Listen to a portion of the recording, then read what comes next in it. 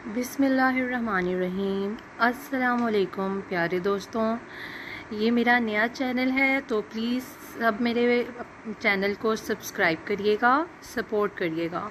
तो आज आपको मैं बताने जा रही हूँ गर्म पानी पीने के फ़ायदे। गर्म पानी आपके जिस्म को गर्म करता है और आपके पूरे जिस्म में खून के बहाव को बेहतर करता है और इस तरह बेहतर गर्दिश ब्लड प्रेशर को कम कर सकती है और दिल की बीमारी का ख़तरा कम कर सकती है। 1 या 2 कप गर्म पानी पीना आपके खून के बेहतर बहाव का एक आसान तरीका है। तो मेरे प्यारे दोस्तों, ऐसी ही सेहत के लिए मुफीद टिप्स के लिए और हिकमत की बातों के लिए मेरा चैनल सब्सक्राइब ज़रूर करिएगा और सपोर्ट करिएगा और लाइक करिएगा। ओके जी मेरे प्यारे दोस्तों, अल्लाह हाफिज़।